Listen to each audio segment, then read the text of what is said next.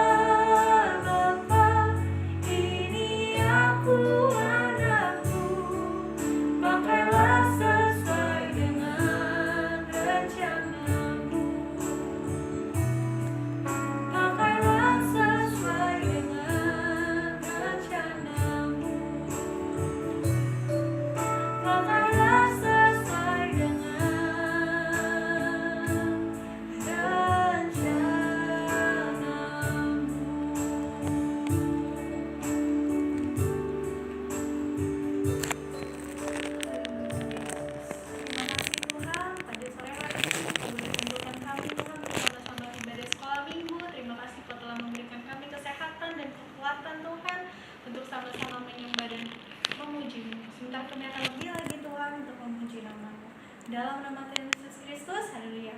Amin. Semuanya bangkit berdiri yuk. Kita mau naikkan pujian Kasih Yesus indah-indah oh indah.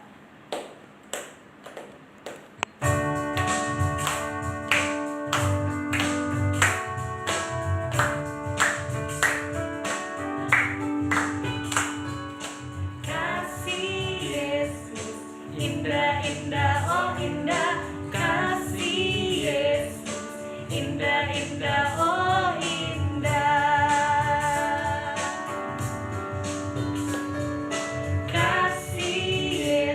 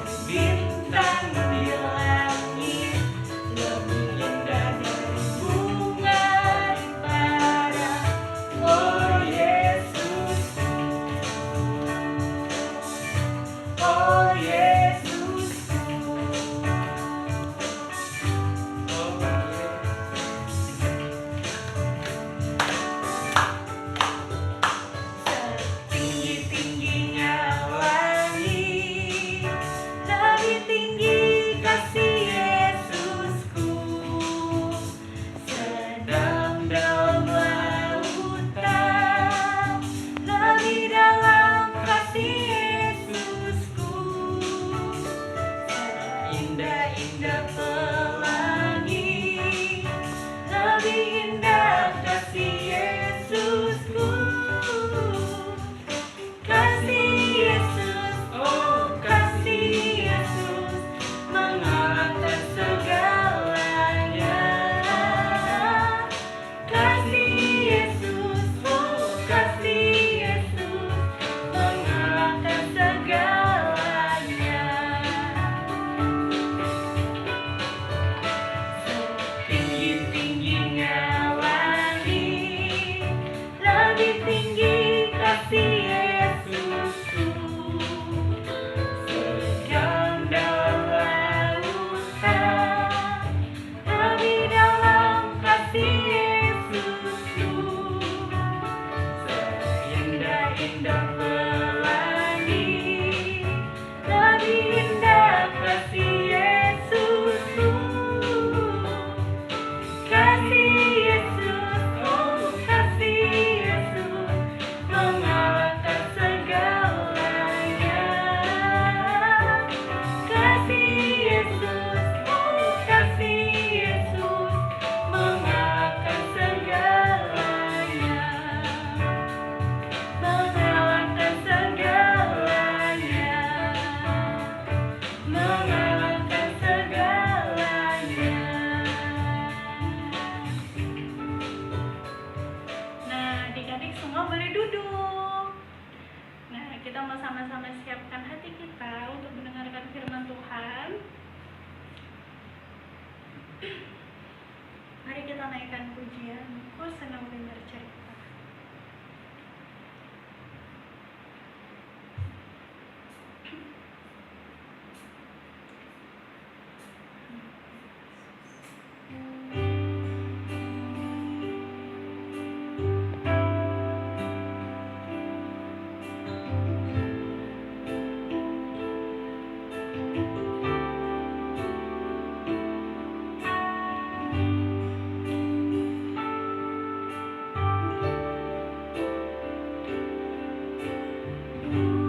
Senang dengar cerita tentang perbuatan Allah. Biarlah cerita itu tetap tinggal dalam hatiku sampai selama-lamanya.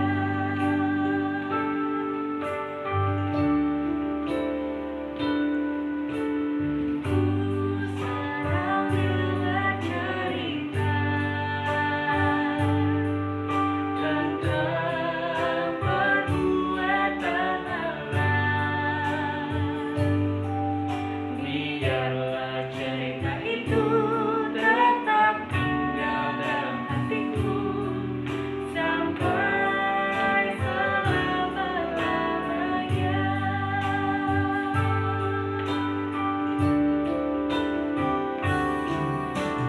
Ku senang dengar cerita tentang perbuatan Allah. Biarlah cerita itu tetap tinggal dalam hatiku sampai selama-lamanya. Biarlah cerita itu tetap tinggal dalam hatiku sampai selama-lamanya. Sampai selama-lamanya. Sampai selama-lamanya. Nanti dengan kasih Kristus, Kak Daniel pimpin dalam doa firman Tuhan. Kita bersatu dalam doa. Tuhan Yesus, terima kasih telah mengumpulkan kami di sini Tuhan. Sebentar kami mau belajar firman sekolah minggu Tuhan. Berkati kami Tuhan, berkati juga kakak kami supaya bisa mengajar kami dengan baik. Hanya di dalam nama Tuhan Yesus Kristus kami sudah berdoa dan mengucap syukur. Haleluya. Amin. Halo adik-adik semuanya.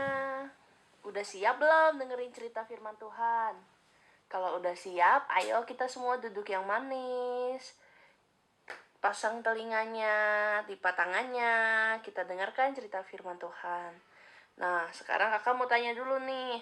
Ada nggak yang masih ingat cerita tentang minggu lalu? Tentang apa coba cerita minggu lalu?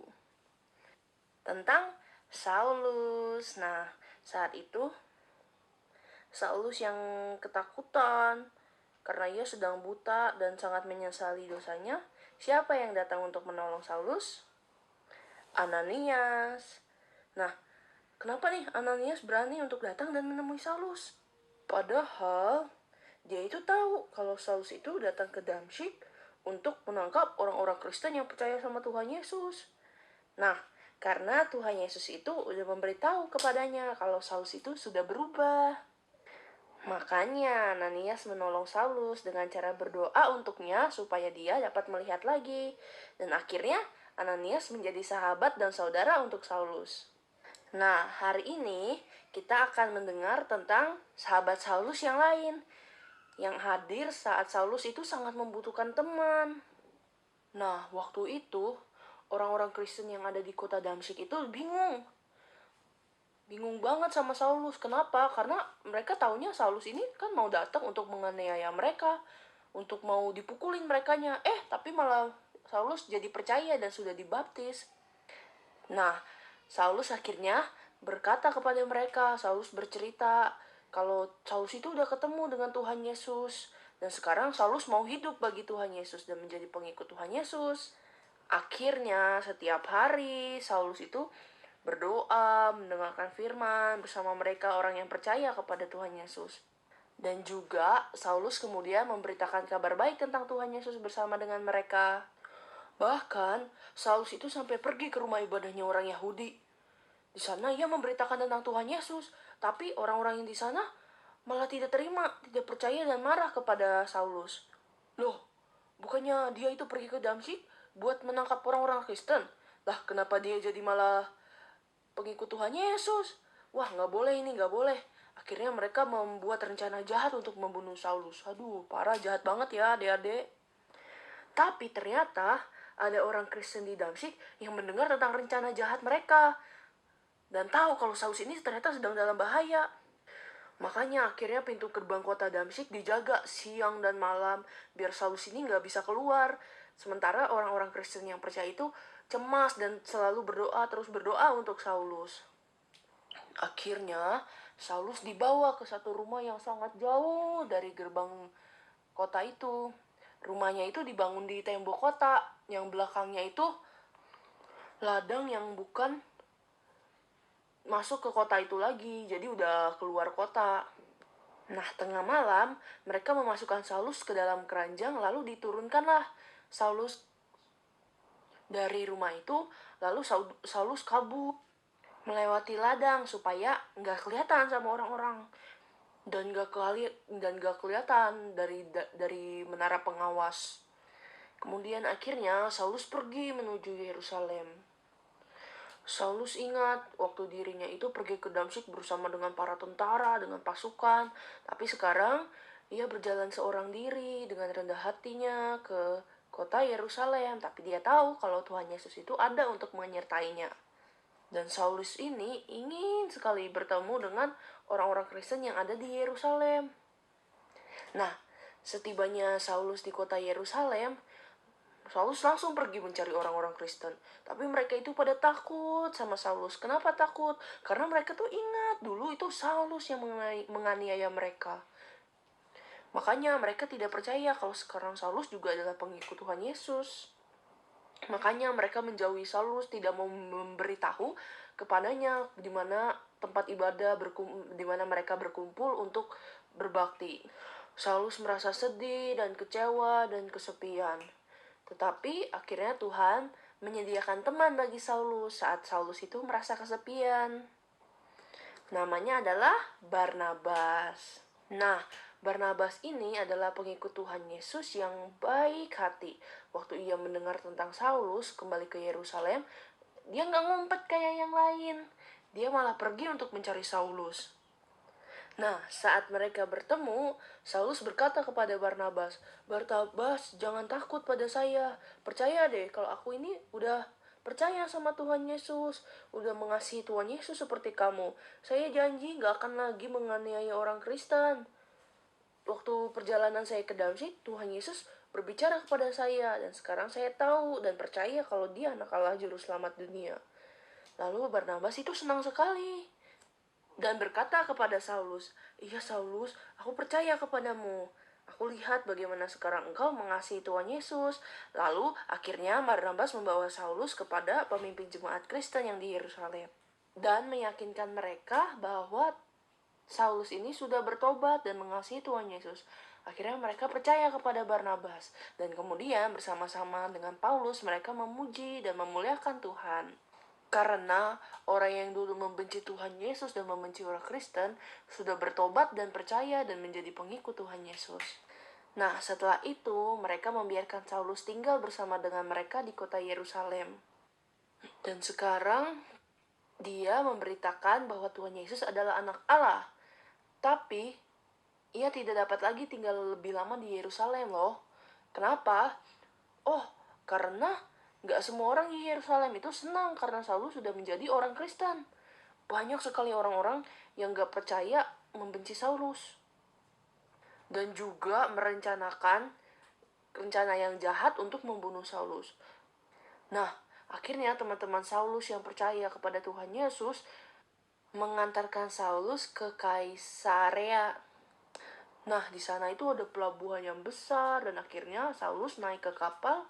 Ia pulang ke kota asalnya, ke Tarsis. Nah, adik-adik, minggu lalu kita udah dengar cerita tentang bagaimana Ananias menjadi penolong untuk Saulus di kota Damsyik.